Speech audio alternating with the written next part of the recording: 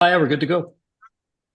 All right, with the filmmaking team of the moment, Irina, who is the writer, and Craig, the director. It's a poetic film. And so, Craig, Irina was saying you're overseas right now. Yes, I'm in Prague at the moment, just Oh, wow. prepping an Amazon show. So it's 7:30 there right now? It is, yes. I And think so. I'm still a bit Irina jet and I are lagged, but both in Toronto. But you're originally from Calgary, right, Craig? originally from Winnipeg, but spent most of my life in Calgary. Yeah. Okay. So tell me about you guys. How did you guys meet and to collaborate on this project? You want to take that one, Irene? Sure. Craig and I met when we were working together on Umbrella Academy, season three of Umbrella Academy here in Toronto. Okay. And what were you guys doing on that project? I was the testing manager of the COVID department. Oh, That's how wow. I got roped into Umbrella. You met everybody then. I met everybody. Yeah. Yeah. And I was the cinematographer, so I didn't meet quite as many people, but I think I met almost as many people. Well, it makes sense because your film's so beautiful that you're the cinematographer. Thank you. Yeah. So Irina, what department is the biggest pain in the ass for the COVID testing? I think there was always one or two people in every department that was a pain Okay. in the ass. Oh, a diplomatic answer. I like that. I'm glad you didn't say camera. I was gonna say, I thought Well, that I figured not to be stereotype, I figured to be the lighting department would be the biggest, like they would be they would hate it, but that's just me. I think testing is different from the people that were actually on set, basically policing everyone. And from what I've heard, camera was pretty difficult, but I didn't have to deal with that directly, so I was spared. Gotcha. All right, so you guys met on the set of the Umbrella Academy, which is I worked in Toronto on sets as well, so I kind of totally understand. Lot of down, well, not with Craig, but there's a lot of downtime on mini departments where you basically have time to chat with the crew and get to meet people, Yeah. etc. So Craig's a busy guy. He's shooting the film, the show. So how did you guys able to like connect and talk about each other and get to know each other? Well, it was interesting because Irina, she ran the testing department, which, and she had this great idea which I loved, which she had what she called a conversation piece, where she would put something on the table where you sign in for testing. And it was always something interesting. And it was just something that kind of broke the ice and got people talking and kind of took their minds off the fact that, we're being tested for potentially fatal disease and all these other things we're thinking about. So one of the things that she had quite often was books about poetry, um, books of poetry. And so we got talking about poetry, and I had quite honestly hadn't read much poetry, but Mhm. she really tweaked my interest in it, and I ended up buying a few books that she recommended and that kind of thing. And then we got talking, and she said that she was a writer, and I said, uh, can I read any of your stuff? And she's far too modest and said, no, I don't really want you to read it. But then one day, it was actually COVID season of TV show is pretty rough. Like there's, it's tough to get the masks on and it's long Yeah. days and all that stuff. And at the end of a particularly tough day, Irina sent me this poem she wrote, um, which is now the narration of the film. And it was just a text message. And I remember reading it in my car at the end of the shoot day and just being so moved by it because it was about, just pushing through and we just come off this really rough day, and I just thought, oh, what am I doing? I have these sort of existential crisis in my car, and then Irina's poem pops up, and it was so beautiful, and it really moved me, and it kind of stuck with me. And then we wrapped the season, and I got home, and the poem just kind of stuck with me. It kept ringing in my head. Um, and I thought we need to get this story out there. Like there's, Irina's far too modest to share her work, and it's beautiful. And I thought, let's find a way to get this to more people and get this message out there. And so I had this idea of making this film and sort of wrote this visual treatment, which isn't really any kind of linear representation of the poem as such, but it's kind of an interpretation of it, one person going through a tough time and how they find their way to push through it.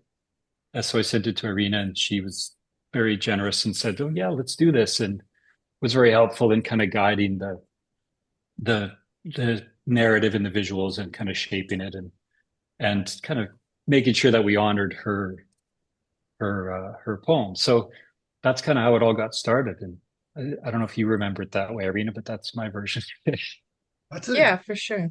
I love that story. It's such a great story. And because yeah, it must have been like, just to go back to what you're saying, like shooting TV during COVID and testing, and your TV's fast. Like you gotta shoot so many pages in one day. You gotta meet your day.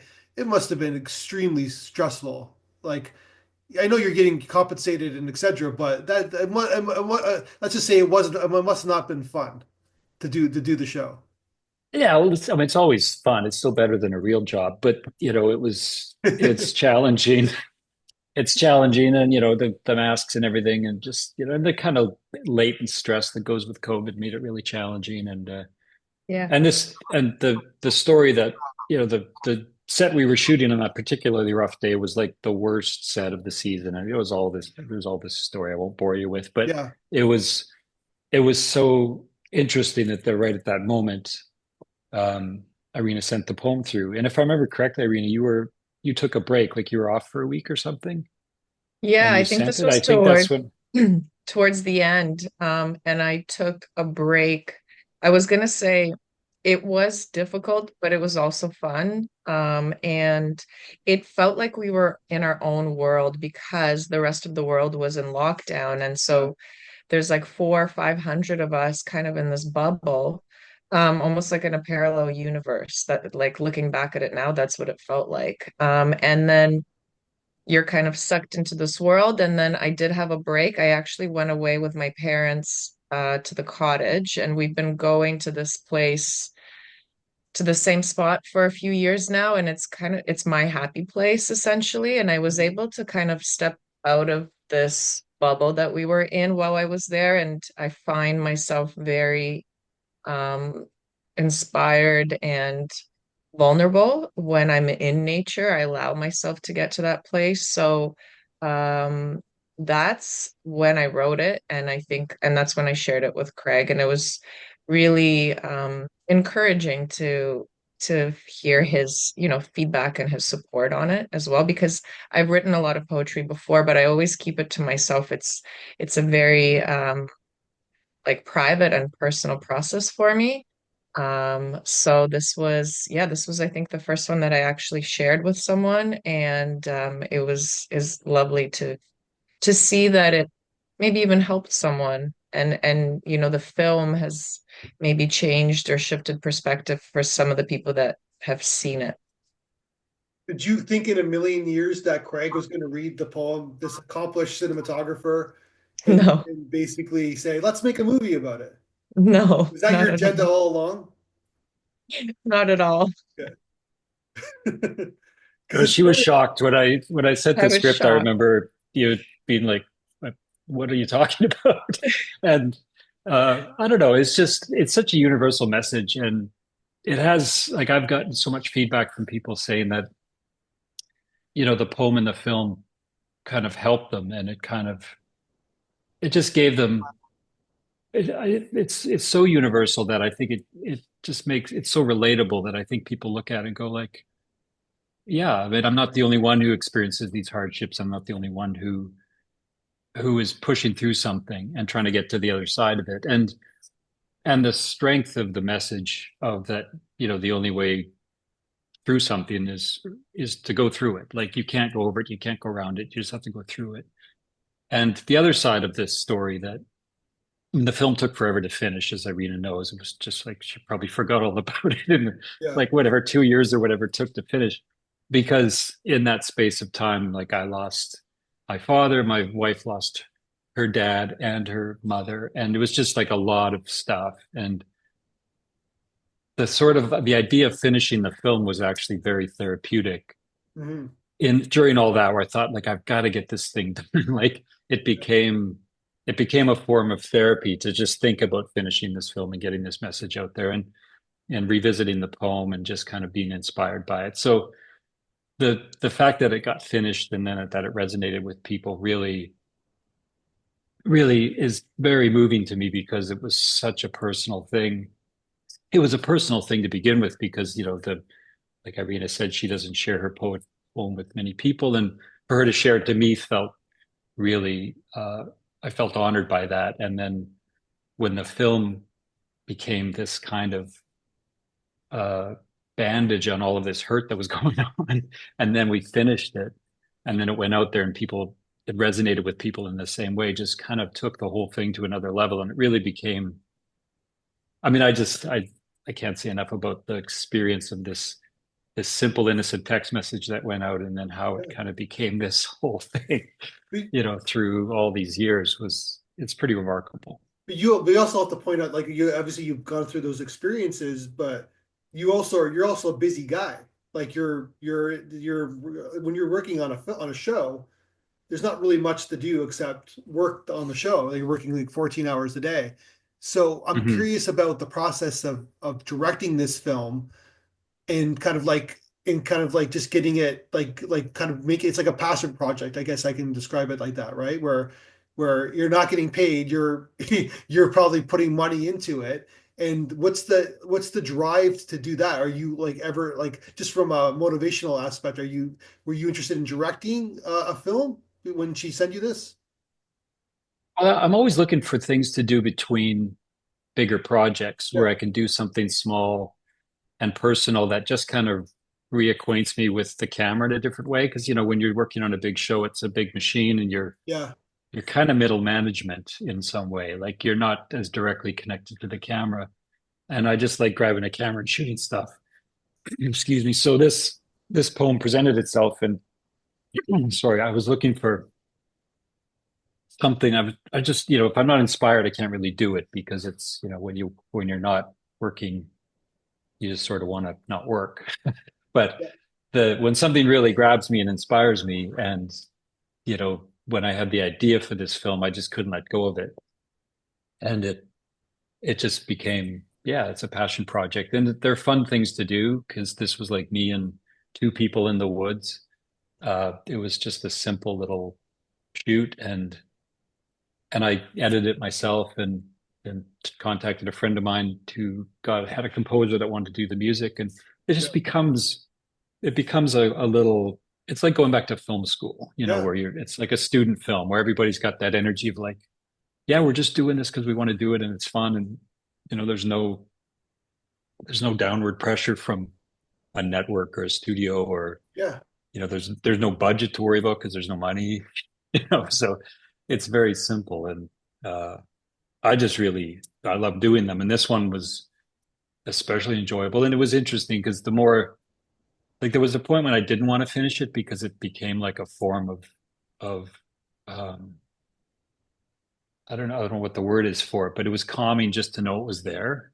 Yeah. No, a And lot of that there people was say this that. other thing that I could um pay attention to that was so personal and so Yeah. meaningful. So, I had to finish it at some point. It couldn't drag on forever, but it was kind of comforting to know it was there. Yeah, well, there's a lot of creative people who, and then from writing to finishing films, who have that experience, right? Where like it just makes them feel good because when it's over, there's that, when you work on a project, it's that it's you're excited that it's over, but there's also this hollow feeling, right? Where Yeah. it's over, right? So it's like this. Yeah, it's like sending a kid off to school or something where you're Yeah, like, okay, well, good luck. Yeah. Like, I hope it goes well. yeah. But you What have to was your finish it. experience of it, Irina? Because I mean, you hadn't had one of your poems produced into a script or a film, and I also kind of took some liberties with the poem in terms of Yeah. what the visuals I were. just And before you started, I just want to mention that we have a poetry website and we get submitted poem all the time. We make poetry movies. If I'm going to show people, I'm not just saying that a poetry movie, like, because everybody's asking about how do you do a poetry movie. This is the film I would show them. This is the film. oh, I've thank seen you. thousands of poetry movies. This is Yeah. the film. This is an amazing. Thank you. So Oh, you're thank you. like, That means a lot. put you in that context, Arena, like what the like how professional and how the even from the performance to the location, it's just an amazing film. But also your poem is amazing as well, and it starts with that. So go ahead. I apologize. No, that's okay. Thank you so much. That's really nice to hear. I wanted to jump in actually to add to what Craig was saying because I wasn't involved in the process of making the film itself, just from afar. I wasn't there on site, but it does sound to me, and Craig, tell me if I'm wrong, this whole process of making this film was kind of the opposite of what we were dealing with when we were on Umbrella, because it felt like I said, we were in a bubble, and it felt like there were so many outside factors and pressures and cooks in the kitchen, in terms of like how this machine was running, right? And then you get to step away from that and do something on your own, and Craig gets to put his interpretation, and kind of run the show. And it's almost in a way like he got to take you got to take your power back, if that makes sense. And I think that's very powerful in itself. But that's what it seems like to me, we're part of this bigger machine, Mhm. and then we get to step away from that and work on something and put our own spin on it. And yeah, it's definitely a passion project. There's Yeah, no that's pressure. exactly what it is. Yeah. I mean, it's, as great as our jobs are on some level, it's corporate creativity, Yeah. where you have to answer to a lot of different people. And, I wouldn't trade that for anything, but there is something so pure and simple about going out and just, we didn't even really have a shot list or anything. Like it was just kind of, I don't want to say it was made up because we had a script and there was Yeah. ideas, but there was just a freedom in going out and just seeing what Barb, the actress, brought to it, and what the location looked like on the day. Like for example, when I wrote the script, I thought it would be sunny, and I thought we need a sunny day because. But then when we got into the woods and all the tones and everything, it just felt perfect for what the the kind of overall feel of the piece was. So yeah, it's just just being able to not, as Irina said, just kind of get back to the basics of like why you do this, like Yeah. And I can say get your the power same back. Yeah. thing. Yeah, I can say the same thing about the writing process, or like how I wrote this poem too, because I'm like my background is writing. So I went to journalism school, and I've written in different forms for many years. Um, and so this was an opportunity where, again, I was away, I was in nature, and I could just sit down and write whatever I wanted. There was no one had any expectations. No one asked me to do anything, or this wasn't an assignment or a project that I was getting paid for. Mhm. And I think a lot of people can relate to that idea of like flow, where you just allow whatever's meant to kind of come out. It doesn't happen often, but it's almost like you're letting go of control and just letting whatever is meant to flow out of you.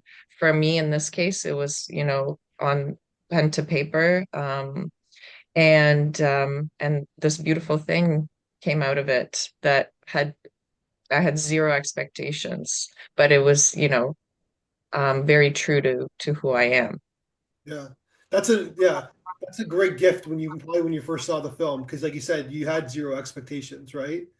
And Yeah. then because you like you said, it took a couple years, you probably forgot, like the part of you probably Oh, I forgot about it for yeah. sure. And then he comes out and he's like, oh, here, I got the film's done. And it's like, and you're like, oh my God. It's like, it just looks Yeah. amazing. Yeah.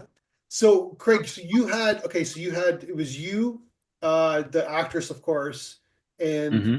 your camera assistant. I'm just looking at your credits, who were out there shooting, I guess, right?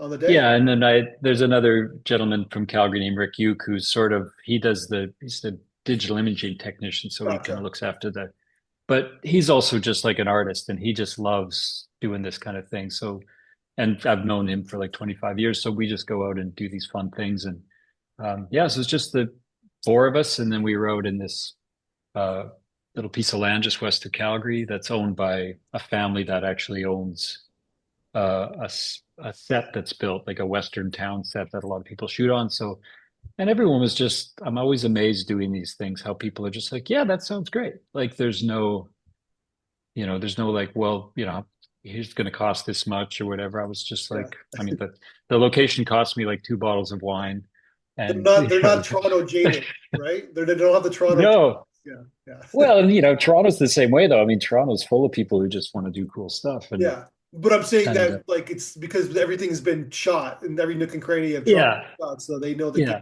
of like getting money, right? So yeah, yeah. There is a sort of Alberta energy to the, where they're just like, yeah, okay, that sort of pioneer spirit. Like, let's just roll up our sleeves and do this. And I mean, my only real regret of the project was that Irina couldn't have been on set because that would have been cool. yeah, Yeah. Just to have just that energy there and to have the author of this, be present and yeah. But I think you were there in spirit, put yeah. it that way Well, anyway. 100%. Like so, Barb Mitchell was the actress, and she's fantastic Hmm. in the film. And Yeah, not an easy role to do, right? Because she's just kind of acting with the nature, with herself. Got these crazy guys out shooting her in the woods, yeah, right? yeah. She was amazing. And again, I've known Barb a long time. Like I've probably known Barb 20 years as well. Yeah, And she's a local actress that's done a bunch of stuff. She does stage, she does TV. The same thing. I was just like, I sent her the script and she was so moved by it. And I said, it's not really going to showcase your acting ability in the sense of dialogue and, but she just did a beautiful job of kind of creating that haunted quality that we were looking for and doing it in a way that was so subtle and simple. Yeah, it was fun. Like it's just enjoyable. And I don't even remember giving her much direction. I think she just understood it like intrinsically and we put her in that wardrobe that feels out of place in the woods, which was all part of the idea of when you first see her, you're like, why is she dressed like that in the woods? Like she's not out hiking. She's not, you know, yeah, she's not she's not exercising. Why is she there? So the whole thing needed to feel kind of uncanny in a weird way and it kind of pays off in the end. But Barb was so into all that. Like she sent me about 20 pictures of all these outfits. She was like posing in her mirror and saying, what about this? And what about this? And yeah. and it was just really just the collective energy of everybody getting behind the idea was is always so inspiring 100%. and it's so much fun. Yeah, it is amazing like how it's a film that you made, and it's just like you said, the three of you, of course, we'll get into post in a second, but it's and then you work on the machines, right? Like you worked on Fargo, Umbrella Academy, these $1 million productions, but it's still the same, right? Like it's just there's more moving parts with of course with those shows, and it's like Hmm. I actually wrote that down, corporate creativity.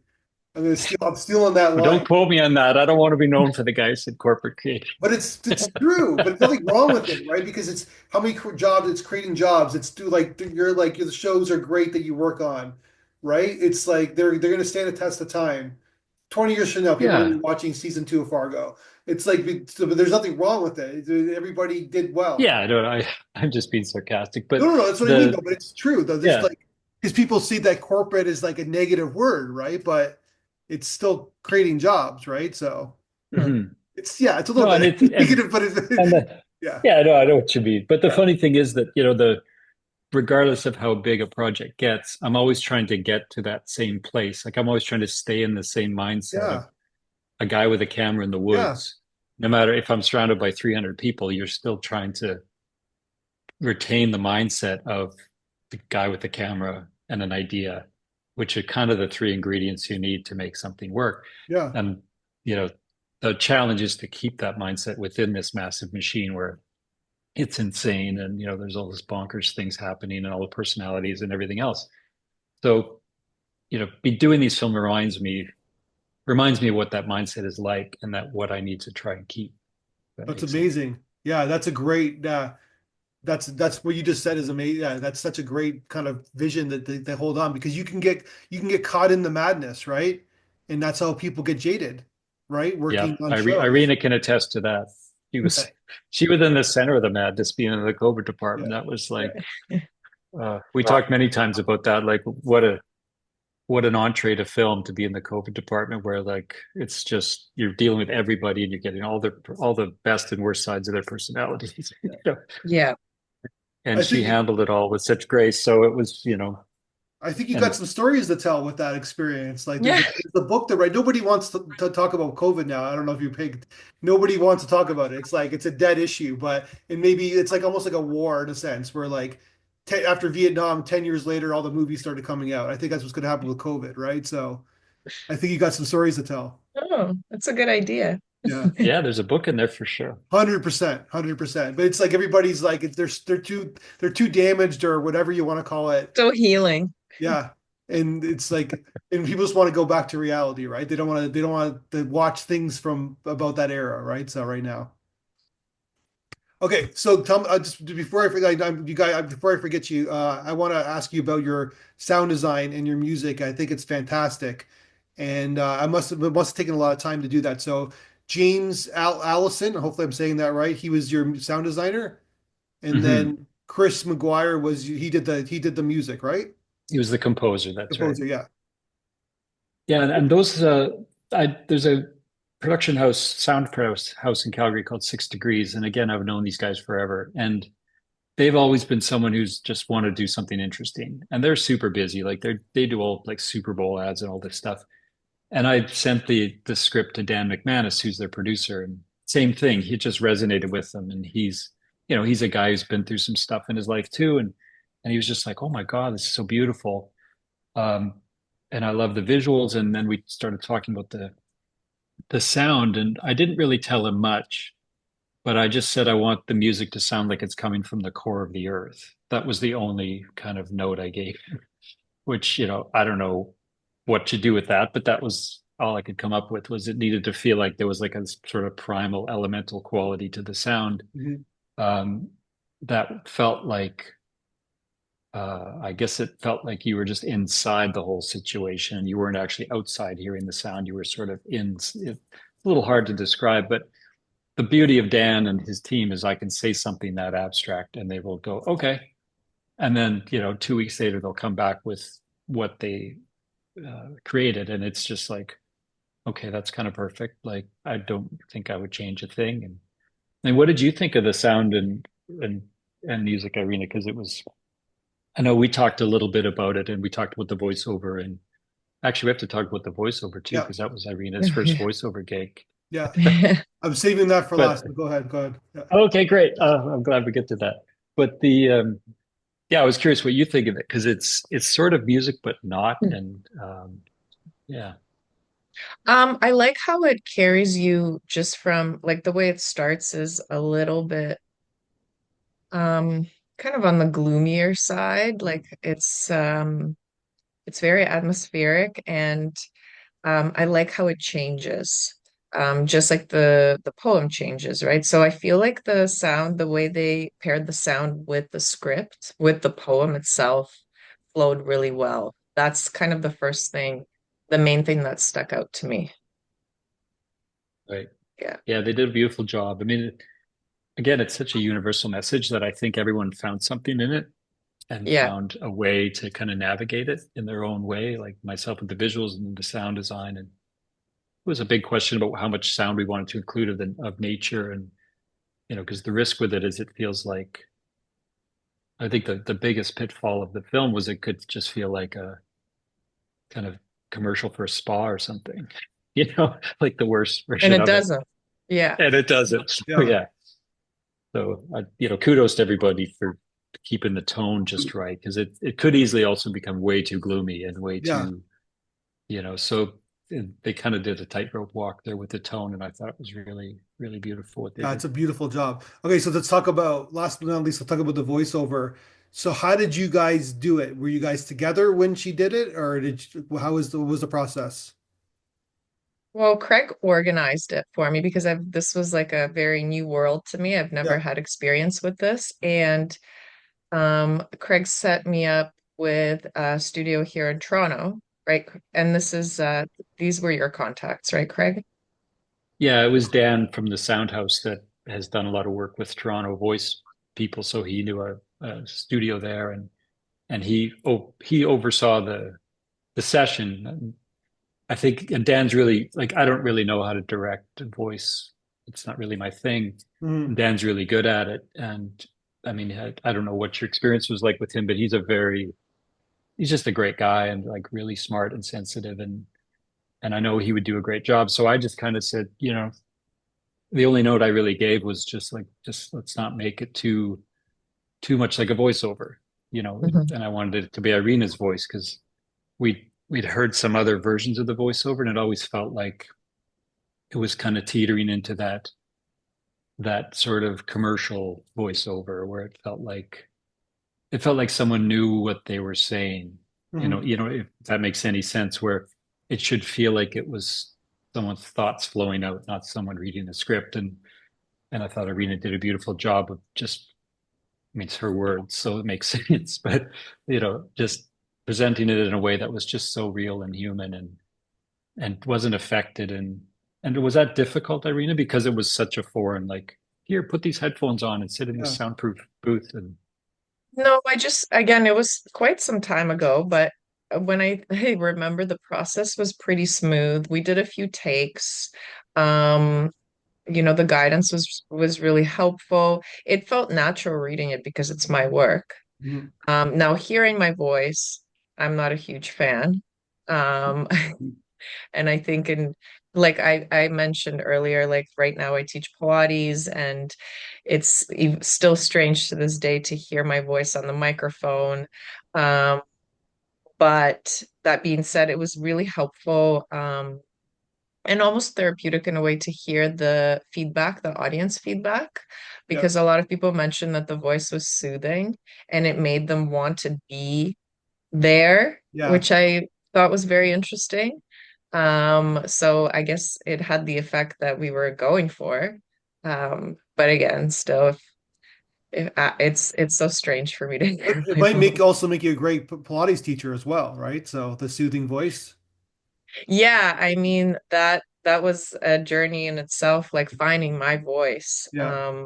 That took some time in terms of teaching for sure. But yeah, this was I feel like now if I did it again, it would probably be a little bit different Yeah, too. of course. Yeah. Because oh, it's interesting. also the where you are at that moment, right? So Exactly. yeah, Yeah. And that's I think that that's you can say the same thing about the whole film is like where we were and then it flowed and then years later with even like the post and people agreeing to do it again, that flow was there. Like you mentioned, Craig, like people were happy to do this. It inspired them, it moved them, and we didn't have to like force anything to make this film happen. It flowed. Mhm. Yeah, and as long as the process was, it did feel like it all happened the way it should have. I mean, there's no Yeah. practical reason for a film that's 5 minutes long to take 2 minutes or 2 years to finish, yeah. but it it kind of needed to be that, I felt, and it actually made it all the more powerful and all the more made the message all the more meaningful, uh, because the message was such a inspiration for me going through all that and just knowing like, okay, just got to go through it. You got to wait for that moment that Irina talks about. Well, on that note, guys, I've taken too much of your time. Film's fantastic. I was talking to Irina before you came on, Craig, that we have a bonus festival that we want to show your film at the Carlton Cinemas. I got the date for you, Irina. It's going to be March 27th. We'll do a Okay. Q&A. So Craig, I don't know if you're in Toronto then, you might be still in Prague, but I'll be in Prague. Yeah, yeah, but we'll we'll that's great though. we'll send you the recording of our Q&A on the day. So I'm really happy because I didn't know she was in Toronto when we were talking beforehand. So basically, I'm really happy to meet you in person. And yeah, it's always a sold out event, so it should be a fun time. And yeah, I really just want to champion your film. I think it's fantastic, and I wish you guys the ultimate best of success. And Craig, I'll be following your career. And Well, thank you. yeah, and people could check out your IMDb credits. You're all over the place. So Yeah. yeah. I am all over the place. I I don't got a like superficial that. question to ask you to finish things off. How is Schwarzenegger in real life? He's a great guy. Yeah. He's as advertised. He's a legend, and Yeah. he's a total pro and funny, like super funny. Super Yeah, funny. he's a great guy. Yeah, I mean, if there's anybody who could throw his weight around, it would be him, but he doesn't. He's just the kind, total pro. Gotcha. I mean, sits in his car smoking cigarettes or cigars and like Cigars, yeah. just enjoying the whole process. He's fun. Gotcha. Because I thought his book was fantastic. I like he made it. I thought it was. I was very inspired by it. So and we're all human, right? Yeah, So so I was curious about that. Okay, all right, exactly. I'll leave you guys alone now, and I appreciate your time, and hopefully we could show another film of yours again. And Irina, I'll We'll see stay you. in touch. Yeah, let's stay in touch, and I'll see you in about 7 weeks at the festival. Sure. That's great. Sounds Well, great. Thank thanks you again. so And much. sorry, yeah, and sorry I was a little late. No, Sorry it's about that. fine. You're a busy guy. All right, guys, have a good one. All right, Thank thanks again. you.